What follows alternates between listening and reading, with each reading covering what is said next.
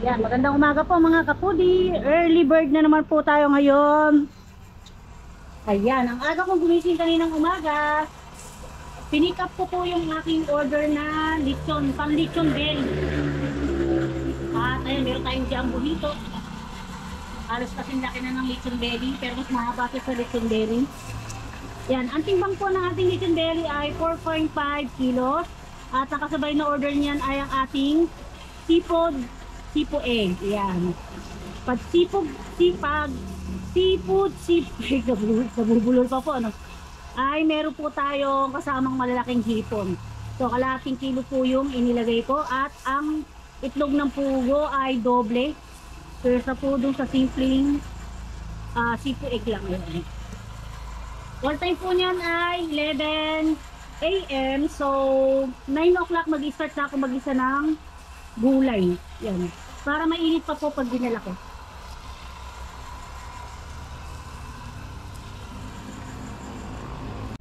At ayan, naka-ready na yung aking pasipo egg. Ayan, tatlong buong cube ham po ito. Pa-cube po siya, buo po talaga, chunky.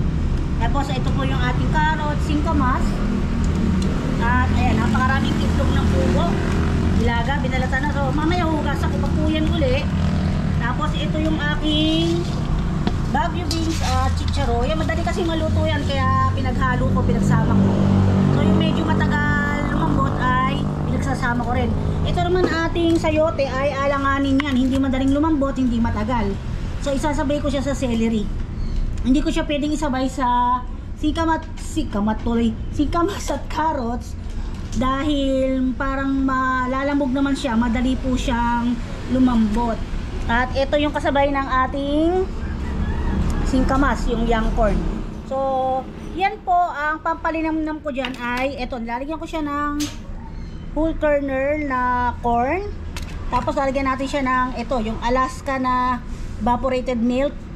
Tapos isang Nestle cream. Tapos itong cream of mushroom. Pwede rin naman po yung crab and corn para mas malinamnam. At naglalagay ako ng ayan, 2 pineapple tidbits na nakapack or yung nakalata sana.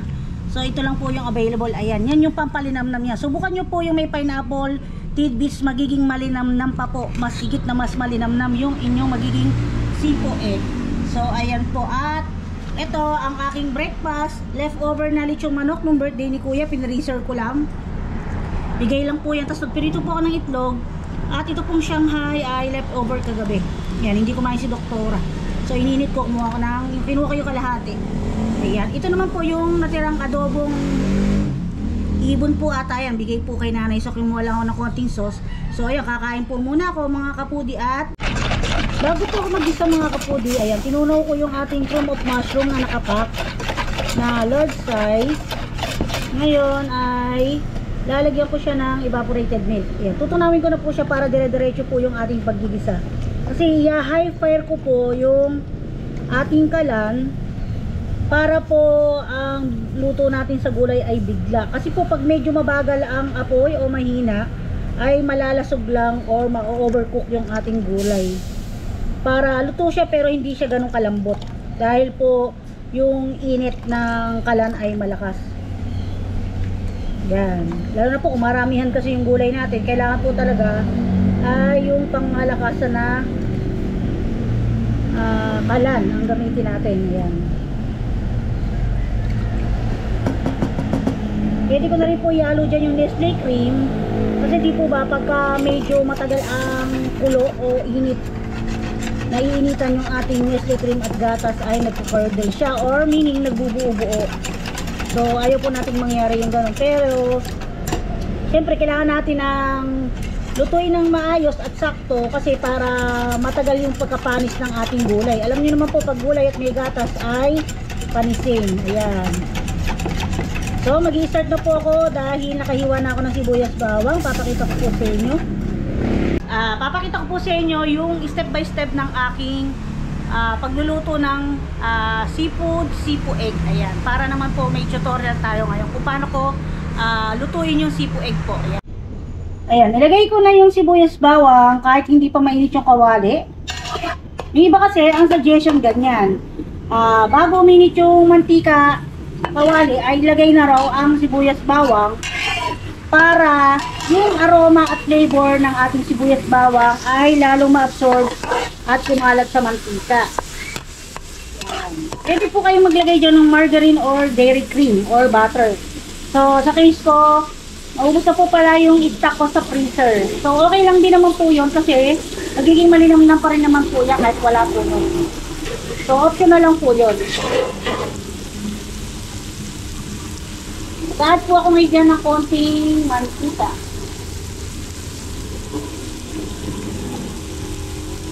Ayan. Yung mga gulay ay hugasan ko na po ulit, pati yung itlog ng pugo. Tapos, yung mga hipon po ay si Mark Dennis po o yung anak kong pangalawa, yung tatanggal ng bitukan niya sa bukod ng hipon at pinagupit ko yung mga paa at nguso ng hipon. So, ako po kasi mas gusto ko yung halimbawa sa palabok, excuse po, medyo naubo ako sa usok ng mantika at patakagisa. Mas gusto ko nakikita yung hipon ng buo kung siya may ulo. Yung iba ayaw kasi ng may ulo. Yung ibang nagluluto at nagpapaorder, ako gusto ko may ulo. Para bang ang ganda niyang tingnan kompleto. Yan. Ang importante lang po doon ay tanggalin natin yung pinakabitukan niya o brain. Kasi nandun po yung dumi ng pinakain ng mga hipon. Kasi yung mga hipon natin ay nakasagad daw po yan sa pinaka lupa ng dagat at yun, yung doon sila kumakain. Doon sila kumuha ng source of food nila sa pinakalakag ng dagat. Yeah, so hindi natin alam kung ano yung nakakain nila doon, parang mga limot ba, ganyan. At sabi pa nga po ng iba, sabi ng anak ko, ni doktor, sabi niya, ma, totoo po ba na yung hipon daw ay yun yung ipis sa dagat? Kagaya daw po ng ipis dito sa bahay. So, ayan. Ilalagay ko na ngayon yung ating singkamas at carrots at saka yung ating yangkon. Yan. Kasi yung medyo nag-sisling pa siya dahil kauhugas nga lang po ulit. Siyempre, baka nagpapuso ang kaya ng mga insekto kaya kailangan ay natin hugasan pa. At ngayon, lalagyan ko na sa kanina ng konting asin at paminta at saka patis para magkaroon na siya ng lasa. Yan, nakita niya ang lakas ng aking apoy. Yan, lagyan na siya ng konting asin, brown, black pepper. Kung meron kayong white pepper na brown ay pwede din. Pero karaniwan sa atin ay black. Yan. Tapos ilalagay ko na yung ating whole corn. Ilagay na natin yung whole corn, kernels. Ayan, halo-halo. At ngayon, isasama ko na yung ating pineapple chunk para lalong maluto yung ating pineapple chunk at lumabas pa yung kanyang katas o juice para mas luminamnam yung ating sabaw. So, 1 at 2. Yan, halo-halo tayo mga kapudi.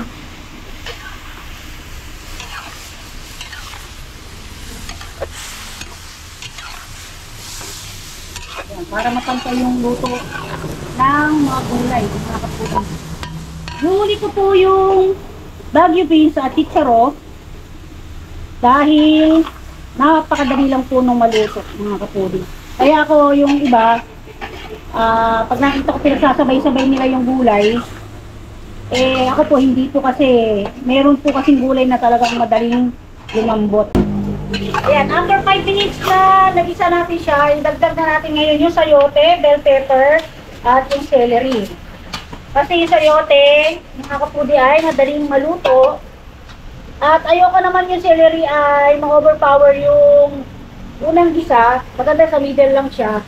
At yung bell pepper, pangit po na overcook siya kasi malalasog. Kaya tama lang din sa gitna natin siya ilalagay. Ayan, dagdag aroma rin kasi yung bell pepper. Pwede rin kayo magdagdag ng kulay green na bell pepper. So dahil meron naman akong green na, yung ating sayote at saka yung celery ay pwede na. So this time, Hinahan ko na yung apoy at tatakpan ko na po siya para continuous cooking po siya. Wait lang po.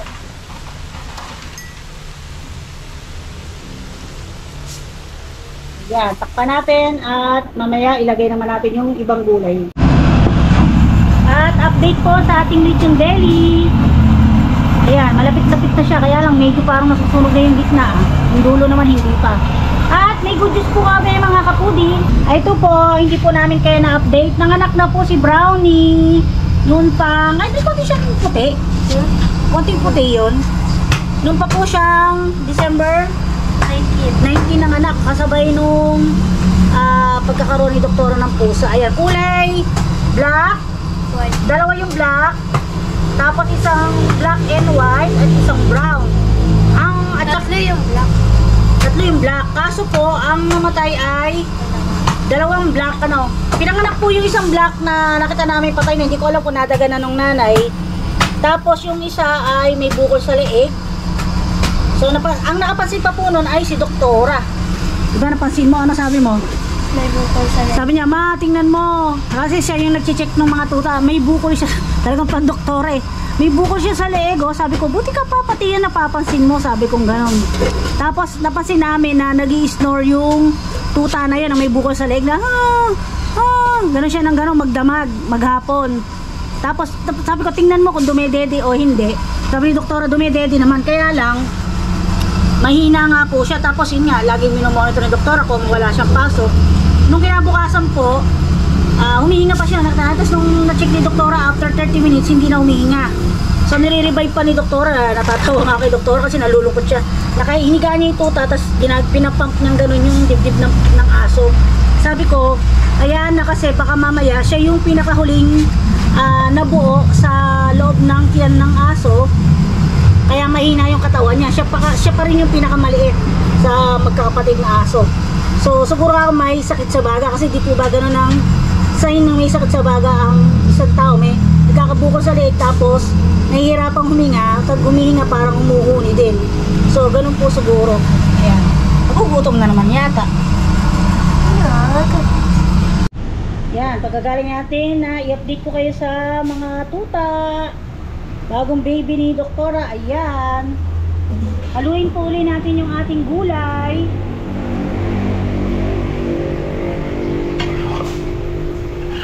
At pwede ko nang ilagay yung mixture ng gatas at saka cream of mushroom.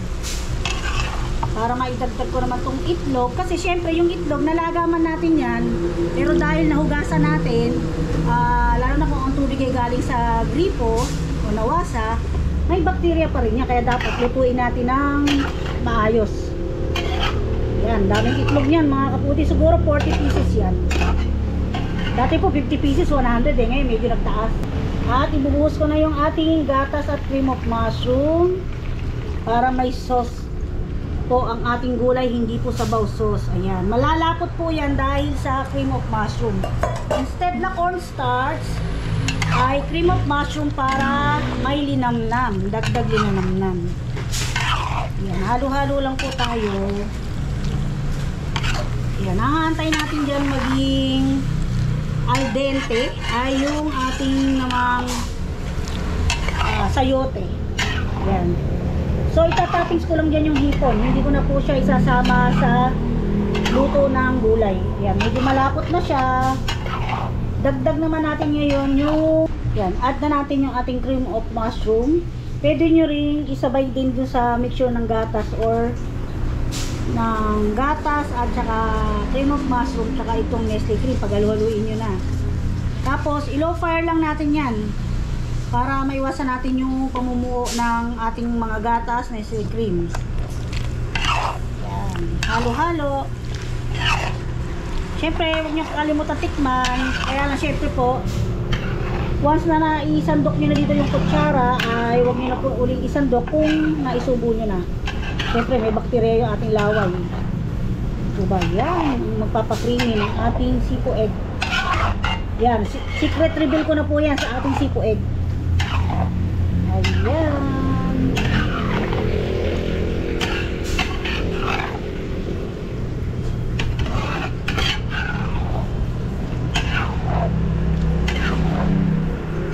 tayo ng halo para hindi magtutong yung ilalim o umangi. Pag umangi yan, may iba lasa ng ating seafood, lasang sunog. Kaya ko ihuli yung ham kasi yung ham ay mapink-pink para po hindi kumulay sa ating seafood. Kasi magkukulay pink din po yung kanyang sauce. Pero okay lang din po yun kasi kahit magkulay pink, magkakatalo lang po yan sa lasa. Ganun pa rin po yung lasa. Ang may iba lang po ay yung kulay. Yeah, pwede naman po na yung inyong ham ay i-fried nyo lang ng konti. Toppings nyo lang. Kaya lang, dagdag cholesterol po yun.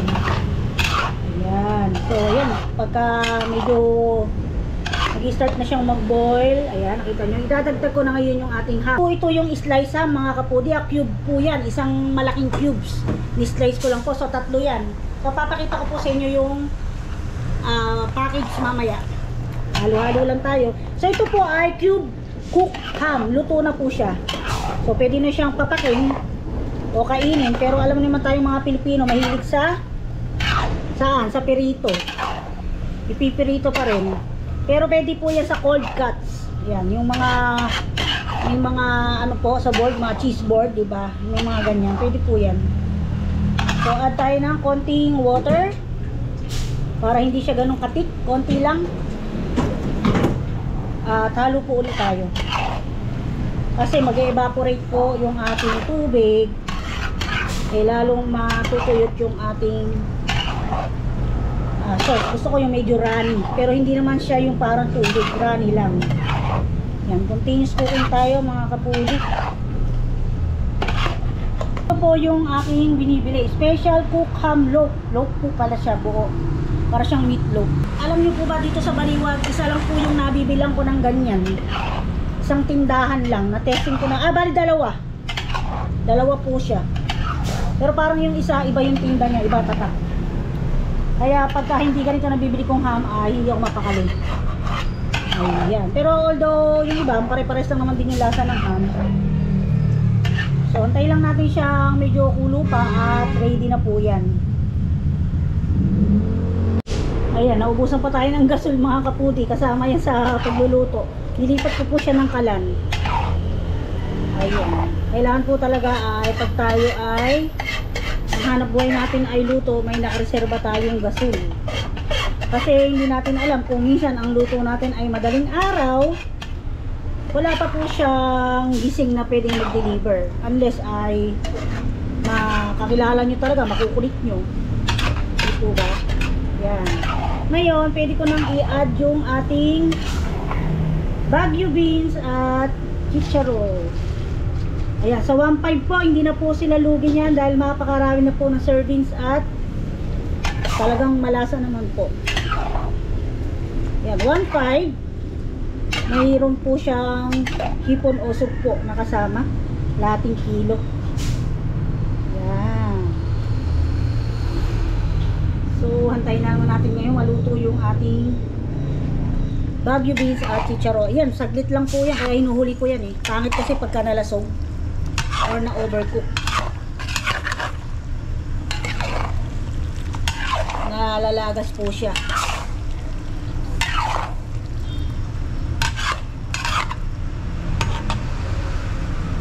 Ayan, habang inaantay natin maluto yung ating sipo egg. Ayan, hindi na natin mag-denis tong ating hipon or sugpo.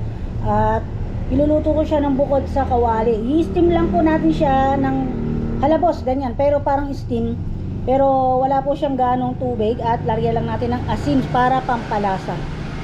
Set aside muna natin habang luluto pa tayo. Yan, i-update ko kayo mamaya mga kaputi pag luto na.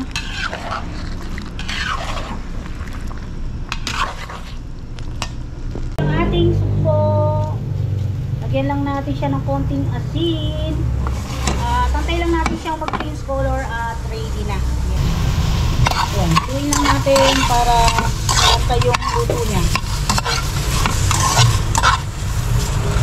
Napansin nyo, nag-iba na ng kulay yung kabilang side. Ayan, kabilay naman natin.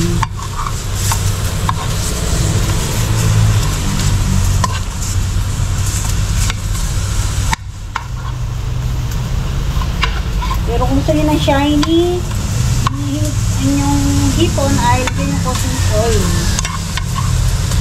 Wala po kayo ibang pantitimpla kung hindi asin lang. Pwede kayong mag-add optional ng paminta kung gusto nyo po. Ayan.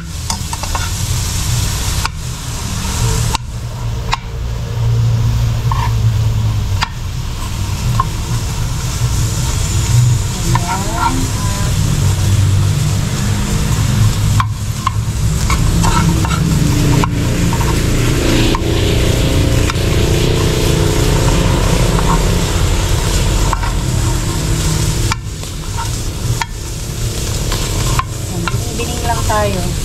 Kailangan natin yung apoy.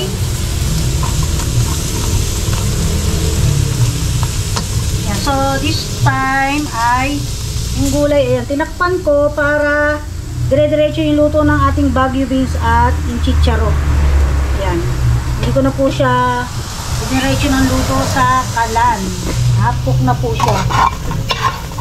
Ayan.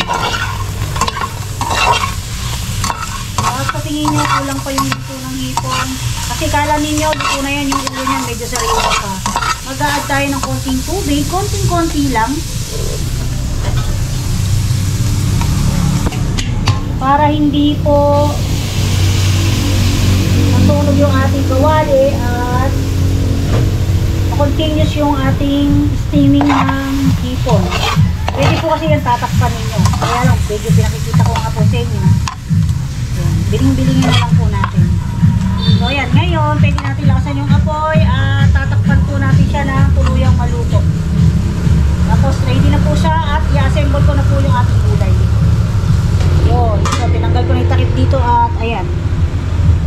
Ready na po tayo mag-assemble.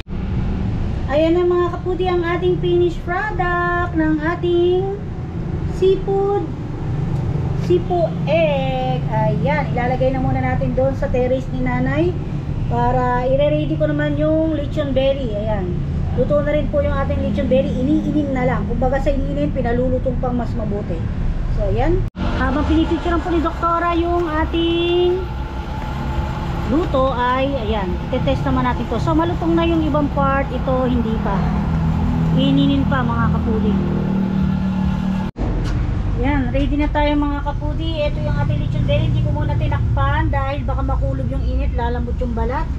At yung ating sipo egg. So ayan, nalarga na ako mga kapudi.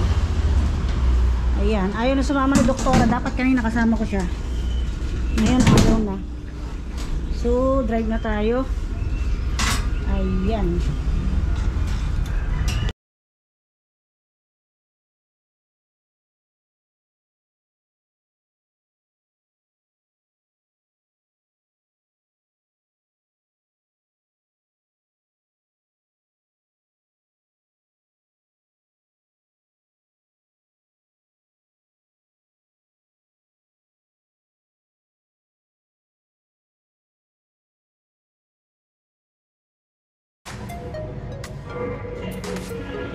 Ayan, lumagpas po kami mga kapudi. Parang tama yung hula ko, yung medyo mataas yung bakod.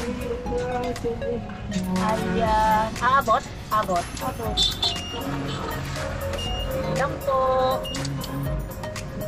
At doon lang yung sa bungat. Tinawagan ko po si Nadel. Ha?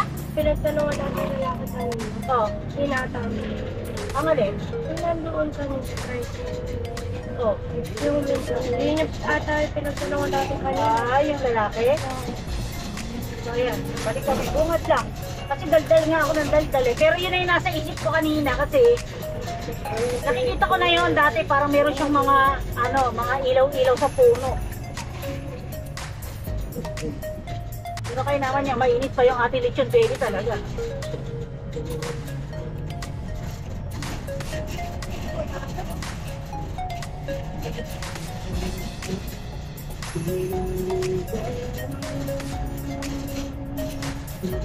Tayo init ano? Init damig, init damig. Kaya dami nagkakasakit si nanay, hindi na nawala yung ano niya. Short throat saka upo. Si doktora naman niya yung sinisipon. Ako medyo wala na yung upo ko. Ang nangyari noong Pasko. Maganda rin siguro yung napahinga. Like that. Dito yun eh, sa right side. Hindi ba? Pag hindi, babalik ulit tayo.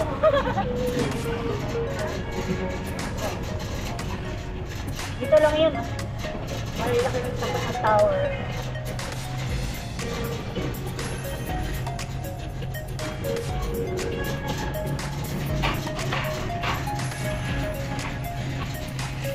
Ito. Yun. Kusina ni, ano ba? Ay, hindi yan. Ano ba yan? Kusina ni Ligaspi. Hindi pala. Yan kaya? Oh, yun. La piscina. Yun, no? Kusina ni Ligaspi nakalagay. Ay, ayun pala.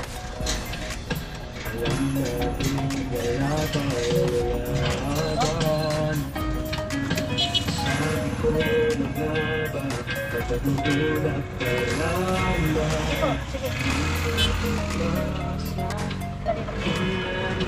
Yo! Ito na tayo. Private resort. Resort pala to, no? Ano yung resort na sa likod? Ha? Ayun. Ayun na sila. Ayun. Yeah. Baba ka. Baba ka. Bababa ko kasi yung ano. Ako na yung ano. Ito na lang ako. Hindi, dali mo magbibigay. Bubuhatin ko yung mukha. Yun mo na lang dyan. Saglit lang naman. Ayun lang sila.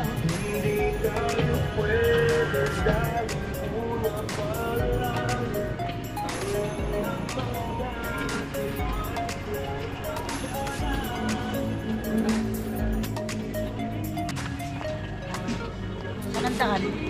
Mukhang makaibaksa ko pa rin. Shortcut ako sa alam. Dito mo. Saan ba?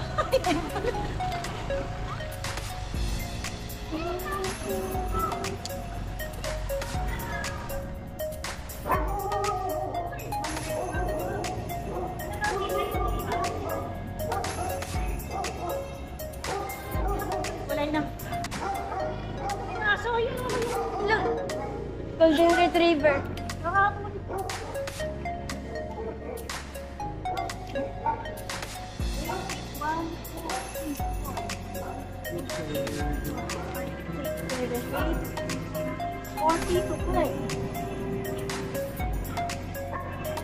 Makainit. Dito na lang ako. Mama. Dito na lang Saan ba ako. kayo na lang po? Last na. Init eh. Last na to. Laki talaga ng aso. Takot ka sa aso ah.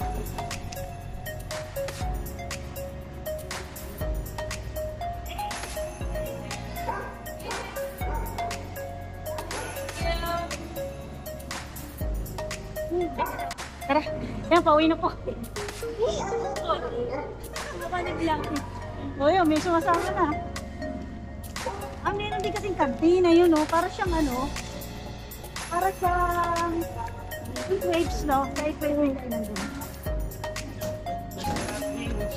Ano sabi ng atin, ha? Hindi ko eh. Ayun, ako.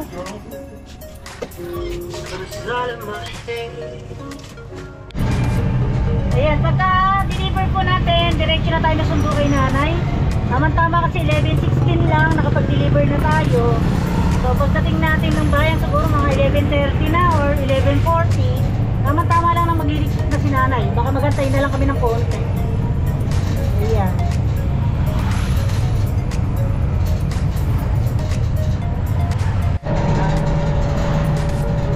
Ayan po mga kabudi, nakauwi na tayo. Hindi na po namin napakita na nasundo si nanay.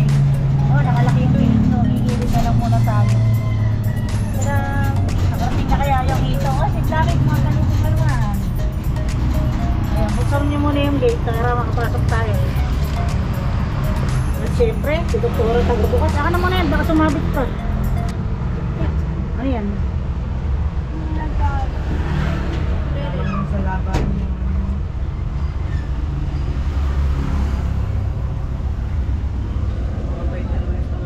Bilis. Aputi ni Desiree sa binti. Laki.